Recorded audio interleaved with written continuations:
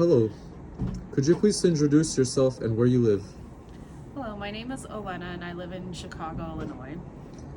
Could you talk about the changes you have noticed in your local environment over the past several years?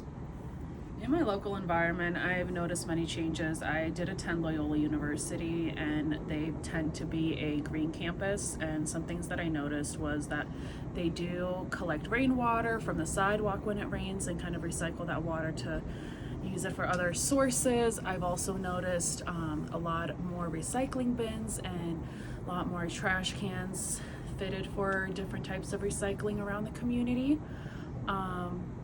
Also was in the city today and noticed a lot more electric cars too out on the streets. So these are all changes that I'm happy to see in my community. Great. How do you imagine your community's future will be affected by climate change? I think climate change not only affects our community, it affects the whole world. It is a real problem we have. We do see, where certain parts, the air might not be as clear or clean, as well as the change in forest sizes, where they're getting cut down for different things, and also ocean plastics are increasing with the use of more disposable things, products that people use. And I do unfortunately see some, not unfortunately, but I do see people trying to combat those changes. But I think the amount of mass production and the amount of pollution and waste that we as humans produce is not enough for the changes that we're trying to implement right now. Great. How do you feel about climate change? Describe your emotional response to climate change as you think about yourself. I think climate change is something everybody should focus on. Nature is very important to humans. It gives us fresh air, it gives us energy, and when we take care of that, in return, it will provide, those things that we need. We need the sun for us to give us that vitamin D, to provide us with healthy plants that grow and with other things that we need in our lives to survive. And I think same thing with air and water. Those are all vital things that we need. So we need to take care of them, because in the end, those are what's going to help us. We can't produce we can produce oxygen, but we can't just pull it out of nowhere. We need to preserve what we have naturally, and the fact that it's available to everyone to use, it's very important.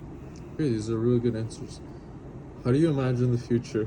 What kind of world would you like to see in terms of relationships between different groups of humans, and how humans interact with the natural world?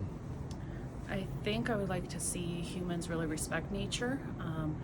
I do think America does a phenomenal job of preserving the national parks. I just had a chance to go up to Alaska not too long ago, and I saw how well preserved the nature is there, and that is something that I'm happy to see. But I do think with the increase in population and increase of more manufacturing and things like that, I do think we as humans and citizens of the world need to focus on being more conscious about what products we use, perhaps recycling things that we can, maybe car parts for new cars, maybe switching over to electric vehicles. I know I'm in the market for an electric vehicle right now just because due to rising gas prices, but it's also good for the environment. There is also, I think,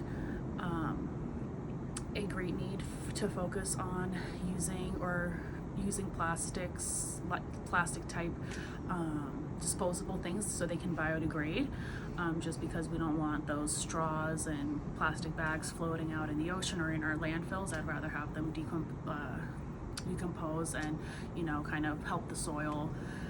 I know that's not the best plan, but I do hope to see those things more in the future. I think right now we're on a good path, but I do think we need more people to be involved and more people to